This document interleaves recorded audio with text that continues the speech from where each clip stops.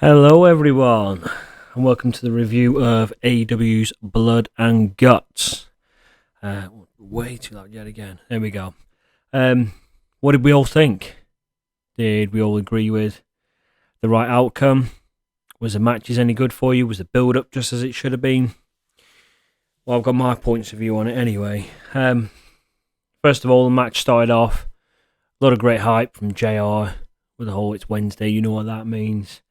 And then we got the first match, which was Omega and Nakazawa versus Eddie Kingston and Jon Moxley. It's always good for Jon Moxley to start off a show. I think the guy's brilliant. To be fair, I do think he should still walk down the ring with the belt that he carries from Japan, because at the end of the day he is the champion. But still, I don't see why he doesn't do that. But hey ho, it's only a small thing. So the match starts off. Don Callis comes out and says that Kenny Omega can't compete tonight, much to the dismay of the crowd. The crowd start booing. They say it's just going to be Michael Nakazawa and on his own fighting Jon Moxley and Eddie Kingston. And it's obviously not true, because then Eddie Kingston and Jon Moxley come out. Great reception from the crowd, and they get blindsided by Kenny Omega. And they get Kenny gets multiple belt shots across just before the match starts, rolls them in the ring. Referee rings the bell, match starts. One thing I don't get is the match starts, Nakazawa's in it. I know that it's part of his ring attire, yet the bloke's using headset wires, and what else? They use lanyards. Why is the referee not disqualified him? I don't understand that. It's kind of anything goes. I know it's a different type of feel for tonight, but surely the rules do apply, as far as I'm aware. So the match carries on as its type should. It's a bit of here, a bit of there, and then Omega walks out halfway through, can't be bothered, and he leaves and gets a bit of heat from the crowd, and leaves Nakazawa on his own. They double team him. Dead easy, 1, 2, 3. And then the Young Bucks come out with the Good Brothers.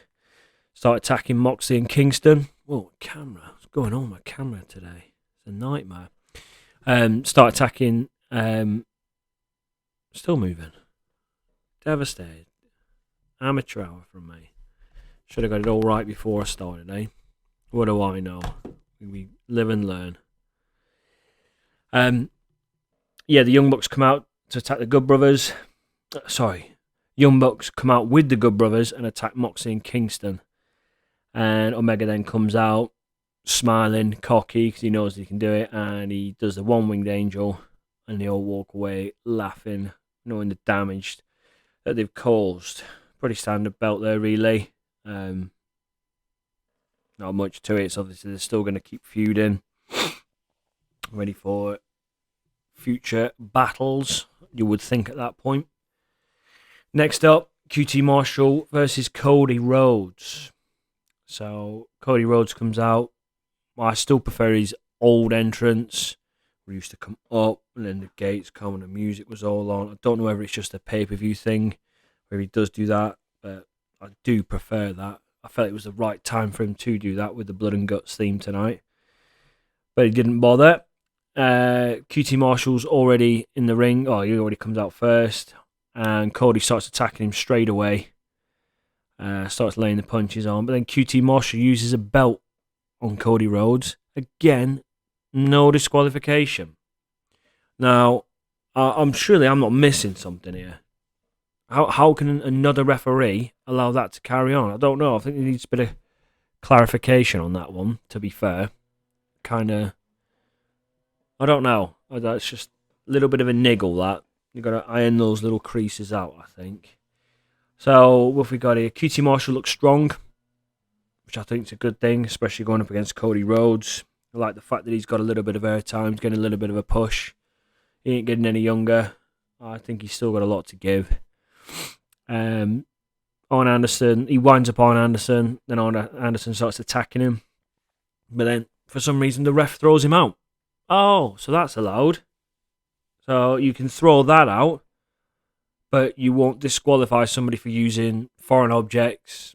No, okay, just me. Again, little niggles like that just annoy me. But whatever, innit? It's still a damn good program. Beats WWE. Another thing, Red Velvet held QT in the crowd. I don't think the referee saw that, to be fair. She was in the crowd. But again, she's a competitor, so it is still a disqualification, I think. I know she's there as a fan, but at the end of the day, she's still legally a competitor for the company and holds QT Marshall whilst Cody gets a few chops in.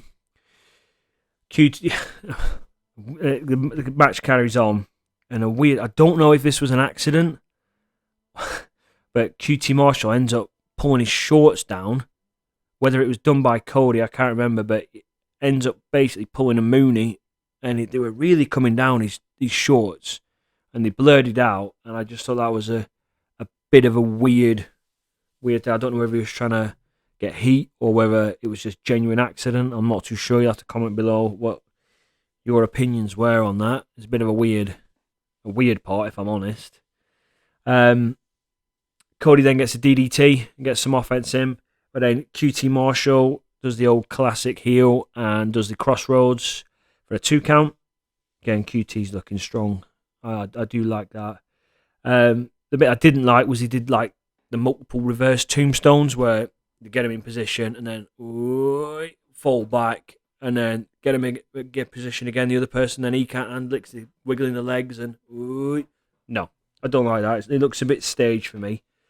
But still, he ended up doing the tombstone, which is always nice to see. I like seeing the tombstone. Shades of The Undertaker and Kane. Got the power driver in the cross. Yeah, he got the tombstone power driver in straight up with the crossroads and only got 2 count, which again made QT Marshall look strong, which is quite decent to Cody because Cody has a habit of not putting over some talent with his past track record. So it's nice to see he's doing that. I know they're good friends anyway in real life. Cody went the ultimate babyface then. Decided he felt a bit sorry for his long, old-time buddy. Put his hand out to bring him up, to which QT then responded with a middle finger. I like that. Got a bit of heat from the crowd.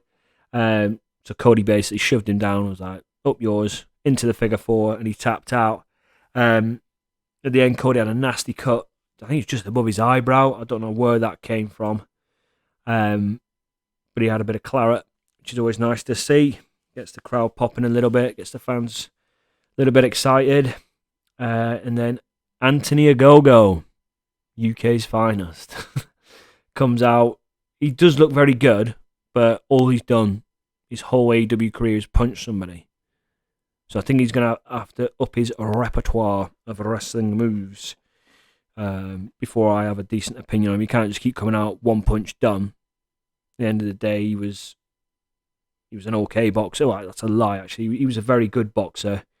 But they can't just rely on one punch. At the end of the day, a lot of wrestlers are good punchers. They do the big punch, and they seem to get straight back up. So I think he needs to do something. But it was nice that he got the Union flag, not the Union Jack, which was quoted by JR, I believe. It's only a Union Jack when it's on a Jack staff. So, little fun fact for you there. It's a Union flag they laid over him, and it was like what they do for fallen troops, things like that, people who served in the forces. They lay that over a coffin. So I could see what he was doing with that. That was a nice little segment there from young Anthony Ogogo. So potentially he's going to be feuding next with Cody Rhodes. I don't know what you think about that. I think it might be a little bit too soon for Mr. Ogogo. I think he's got to up his game, possibly on Evolution and the Dark Evolution and dark matches, basically. He has to do something. He can't just keep punching. I totally disagree with that being his main thing. Even as a finisher, I still think it's a weak finisher. You come out one punch, wow. Okay? So what about everybody else then who throws punches? That's what I don't like. It makes punching look far too strong for him. So he's the best puncher going. I know he's a former boxer and they're playing on that, but I still think he's got more to give. To be fair, he looks the part though. He does look the part. He comes out and he was all suited and booted. He's obviously jacked right up. Whether he's on juice or not, I don't know. But he certainly wasn't like that when he was boxing. Next then, we had a segment from Scorpio Sky, who cut a Batman quote from the Riddler from Jim Carrey. The old riddle me this, who's afraid of the big black bat?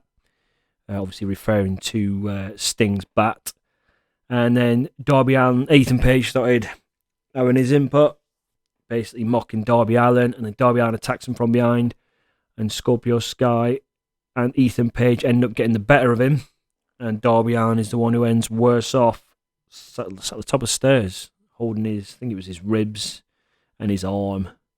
So, God knows what's going to happen there, but I do like the fact that Scorpio Sky is coming across very heelish. He looks the part, he acts the part, he's a damn good wrestler. So I think that's a good move for him so far. Next up was Dr. Britt Baker, DMD, against Julia Hart. As they did stress, no relation to the Hart Foundation whatsoever. Clearly a jobber. It was a squash match, ended with a lockjaw. I think the match went about 2-3 minutes max. But it's got Julia Hart's name out there, I suppose. I'd be a jobber if I knew I was going against somebody as big as Dr. Britt Baker, DMD. She certainly acts the part as the top heel in the women's division. She's got that down to a T coming out. I love the fact last week when she came out and she showed the leaderboard. I thought that was a brilliant move by her. She just loves to wind the crowd up. She dresses the part, acts the part, plays. She does everything down to a T. She's a very good wrestler as well. And I'm glad she's in contention for a title shot next. Next one, it was it was a 4-way tag match. Varsity Blondes, Jurassic Express, SCU, and Acclaimed. The winner for this one would face the Young Bucks for the titles, I believe, next week. I didn't quite catch it. I presume it's next week. You can correct me on that in the comments if I'm wrong, but I'm pretty sure it was for next week. And they all made their entrances, as they do. And Acclaimed came out. And I tell you get a chance to watch it because he only do the raps. And he was rapping about, obviously aiming at Brian Pillman Jr. and the fact that the blondes are the same as the Hollywood blondes from his dad. And he was saying that in 10 years' time, you'll be on the dark side of the ring, which I thought was very clever. It wound the crowd up. You know, they was like, ooh, she's obviously good. Anything like that. Like when Chris Jericho was talking to Steve Austin on his podcast, he said, you get 30 seconds, you make the crowd's ears pick up. And that's exactly what he did. So he certainly pretty much straight away just wrote that down.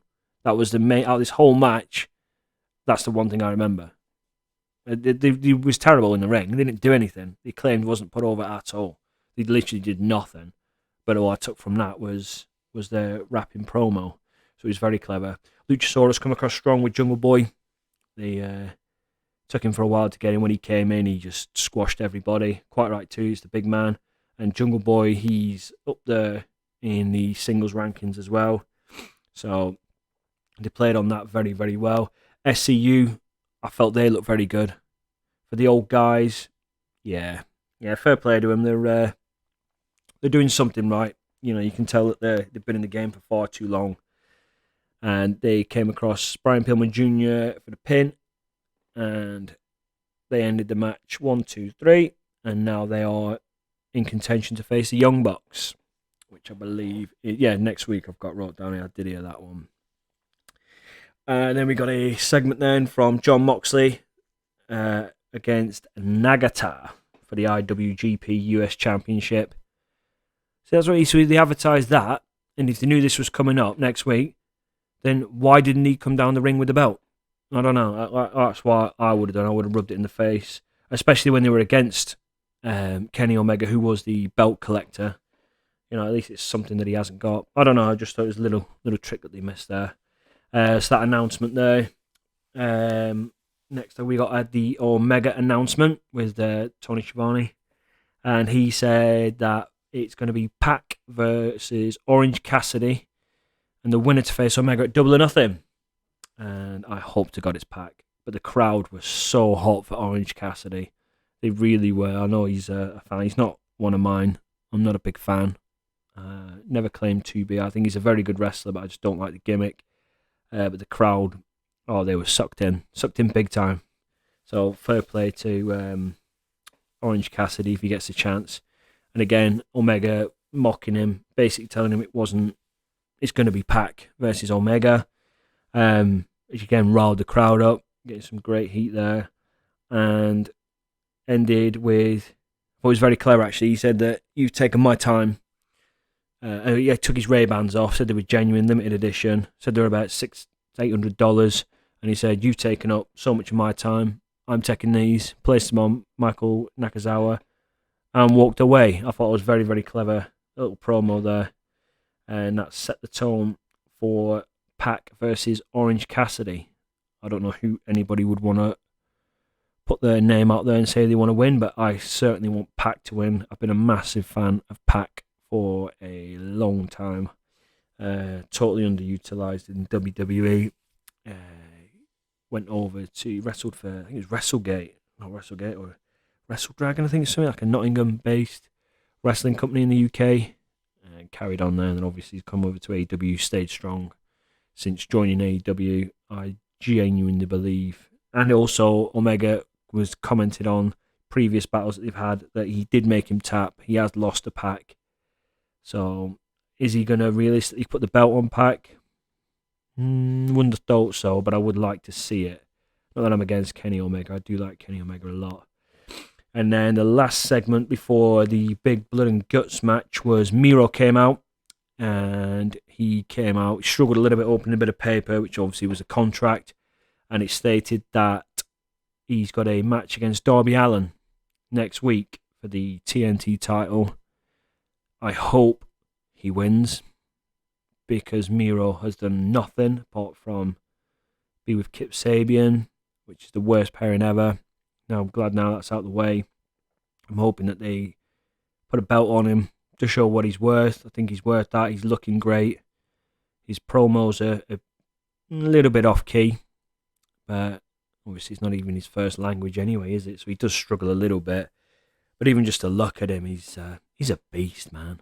He is a beast. And he's a very, very good wrestler too. So I hope they put the belt on him. Nothing against Darby Allin at all. I think Darby Allin defies the odds of being a wrestler. He's stick thin. He's quiet, which is, people don't want that. But he will do anything in that ring. And that's what gets people out of the seats jumping and screaming his name week in, week out. I think he looks the part with his makeup. It's just the rest of his figure. Not that you should judge anybody on the figure like that, but sadly it is that world that he doesn't look that strong, but what he does in the ring definitely helps him. And then we had the big match, Blood and Guts. And I've got to say, once it started, the crowd were jumping. You could feel it. Felt like, in the world of boxing, like it was Tyson Fury versus Joshua type thing. The crowd were, you felt that bit in your stomach where you're like, oh, your hairs are standing up a little bit. And that's what I think as wrestling fans, we all look for.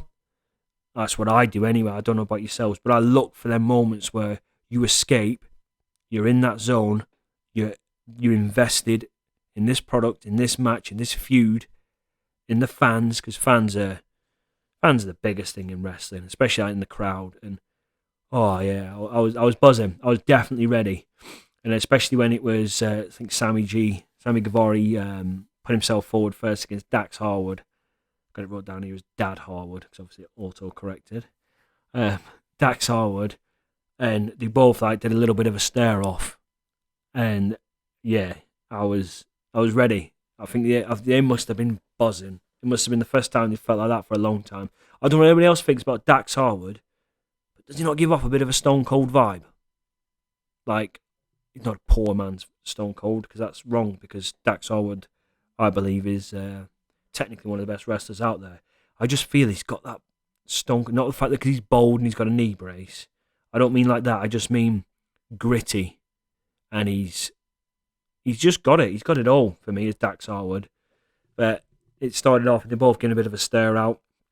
The rules were explained. They were quite simple. I didn't write them down. The rules were explained, which is always nice, especially for a match like that when you don't really have a clue what's going on. don't think any of us did. And then it started off with Sammy Guevara leaping over the top rope to lay assault on Dax Harwood. And they were going something. It felt like it was, like I say, a proper fight. It had that vibe. The crowd were buzzing. And then it took like a long distance pan shot. And the cage and the structure, as it were, it looked really good. Really good. So fair play to him for that. Sammy Guevara leapt over all the ropes to hit this beautiful cut on Dax Harwood. It was beautiful. And then the crowd's good. The timer went down. I thought the timer, I think it did 5 seconds. Correct me on that, if it was either 10 or 5. I thought it counted down from 5, but I thought 10 seconds would have been better because it would have ended up with the old Royal Rumble thing where everyone counts down. And I thought they could have had a noise before somebody entered as well, just to give that crowd that little bit of a pop out. That's what I would have done anyway.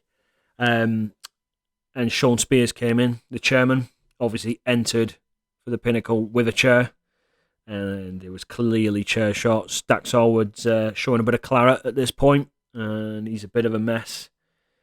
And then in come Ortiz for the Inner Circle. We got a hot entrance. He came in and was on fire, laying shots in. And then we had Sammy G. Oh, yeah.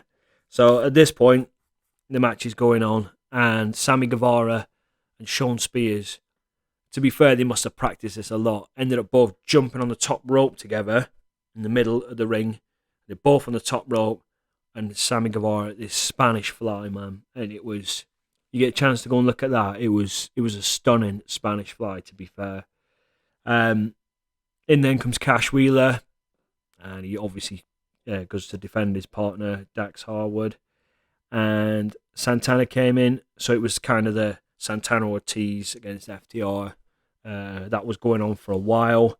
Ortiz started getting some, I don't know where he got this from, but he ended up with barbed wire. He didn't really, I don't know whether he comes down the ring with it or not, I'm not sure, but he ended up with barbed wire, kind of like wrapped around his wrists. Whether he had that at the beginning or not, I'm not sure. It was handed to him. I'm not sure, but he started attacking Dax Harwood with the barbed wire. And then Wardlow came in. And I don't know what anybody else saw. I know it was all colour coordinated with the Pinnacle, that I believe that every single person in the Pinnacle was wearing white, which is kind of what baby faces would wear. And obviously, being MJF, they were rubbing that in, that they were the baby faces when they clearly not aren't. But isn't Wardlow's attire god awful? He's like something you would have created on SmackDown Just Bring It back in 2000. I just didn't like it. It's the two strap one that comes a bit like Big E, but Big E can get away with it just because he's so ginormous. Wardlow's just, I don't know. He didn't. I just don't think it suits him. I think he could come across far more intimidating by not wearing that. You know, Big E's not a heel. Big E he gets away with it. He's the baby face that can prance around and do all that. Wardlow comes in. He's meant to be this big dominant guy wearing a two-strap leotard, as it were. No, I don't know. I think he could change that up. And also, I don't like the name Wardlow. Is there a meaning to it? Does anybody know what it actually means? Kind of annoys me. Every time they say it, I think wardrobe. And I think he's just like a walking wardrobe. But hey ho, he's obviously got his people enjoy it. Otherwise, I think he would have changed it by now. Jake Hager was next in, and he was annihilating everybody with Jake, which is always nice to see because you don't get much ring time with Jake Hager. And there was a standoff between Wardlow and Hager, which was nice to see because I know they've got past history. And then in comes my big boy, MJF, and the crowd hated it. You suck chants, blah, blah, blah. He walks in, grinning from ear to ear, always methodical with MJF, winds up the crowd and gets on the top turnbuckle, hands to the ear sort of thing, on look at me, you can't touch me. I love all that. He knows exactly what to do to MJF. He loves playing the crowd on. So fair play to him. Then Chris Jericho comes in. Always nice to see. And the bell rings. At this point, they were panning around the ring between, I I think most of the blood must have come from Dax Harwood, I think, because his face at this point was it was annihilated, and all their white ring attire was just covered in blood. Everywhere you looked on the ring floor was just blood in the corners everywhere. It was a right mess, to be fair. But it's nice to see for us as fans, whether it was legit or whether it was bladed or capsules. I don't know, because there was some vicious. Because at one point, right at the beginning, Dax Harwood smashed his face on the. They said it was the structure, but it wasn't. You could clearly see he'd hit the actual camera. How small these cameras are, how much damage it would have done, I'm not too sure, to be fair. And also, as it's panning through, you do start seeing Dax Harwood and Cash Wheeler ripping the floor up, like ripping the canvas up, which is all right to see, but you could start seeing the foam. That's the only thing I don't like. It's exposing the landing on foam. I know underneath the foam is the hard flooring, but you can see it's a good inch or two thick. This like kind of lagging flooring. I just think it exposes the business a little bit. I know we all know it's not that, but it's still the illusion of it. It's still that fight feel that we all kind of crave. And Sean Spears was undoing the turnbuckles, which I don't know if anybody's ever built a ring before. I've done it with boxing and stuff. It takes a fair time, so he was there constant doing it. And I wondered what he was doing it for, but then it was apparent that he wanted the big hook, the turnbuckle itself, to use as a weapon. I don't think he actually got a chance to, but I know Chris Jericho ended up using it. I believe it was on MJF later on down the line.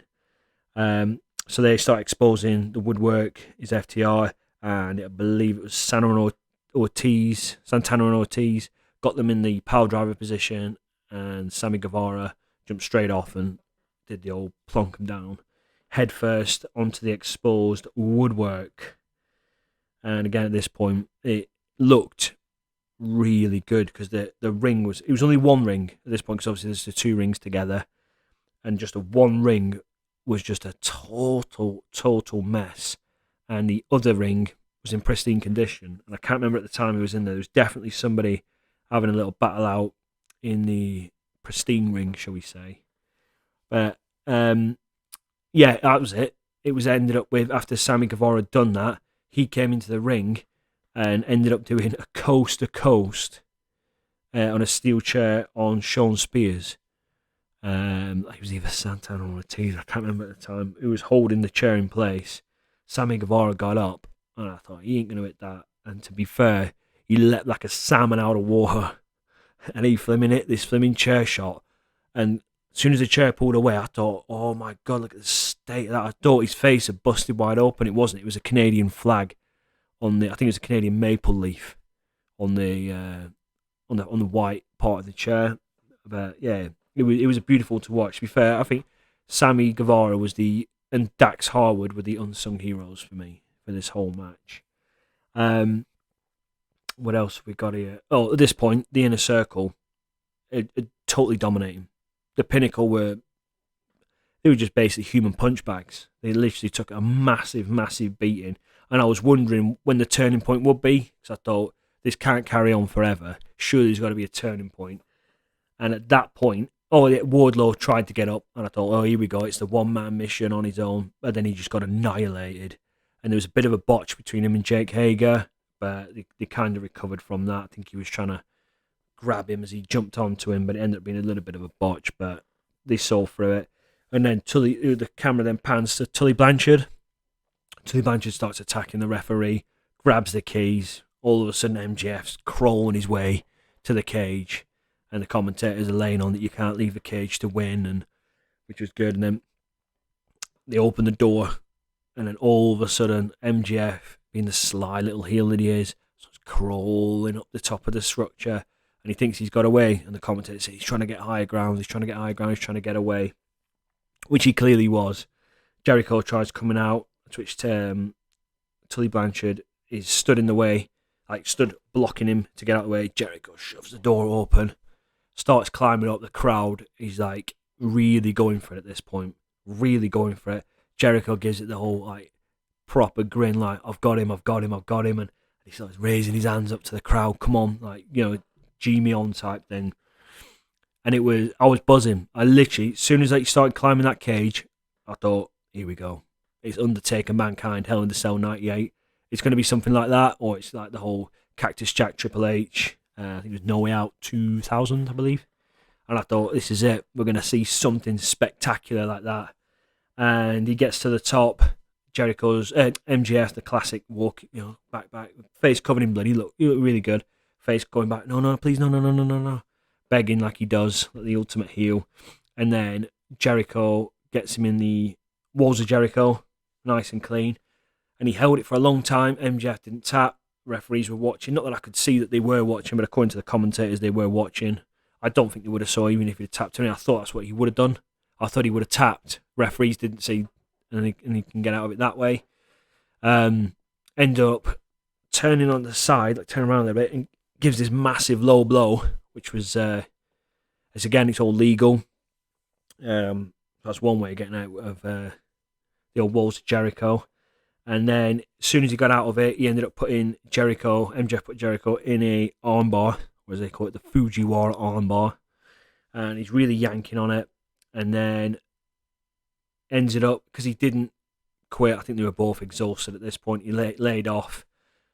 MJF stands up, gets his big diamond ring on, as he just showing it off to the crowd, winding the crowd up, smacks Jericho clean on top of the head. Jericho, claret all running down his face, looking the part. And then he looks over and he sees, here we go, I'm going to chuck him down. And at this point, my belly's going funny. Ears are standing on my head. I thought, this is it. Please, come on. Give me something where we're going to be, shocked, totally shocked. And he looks over and then all of a sudden the camera panned and I just knew. And instantly the whole joy, it just disappeared. I knew it was a flipping soft matting. I knew it. And it's all there. It's just obvious. It's just that section out of the whole thing. There was just that one section there. If they'd have covered the rest of the ring in it, I would have understood. Like the rest of the outside, the structure, it was just that one bit. And I thought, really? Commentators were saying that it's concrete that he was going to land on. And then MJF was screaming, if you don't quit, I'll throw him over. And Sammy Guevara was there going, okay, we quit. Bell rings, match was over. Disappointed is an understatement. I knew he was going to throw him off anyway, so I was disappointed. And then he looked, and I thought, don't throw him onto that mat. I wish it had fell through the top of it, because it was different colour, it was different section. I wish something like that, but then again, Jericho's in his 50s, he's not going to want to destroy his back, you know what I mean? Or even MJF the same. He's a young lad, I think he's 23, 24. Does he realistically want to end his career? There ain't no more Mick Foley's around, I'm afraid. And he ended up standing up and he pushed him off.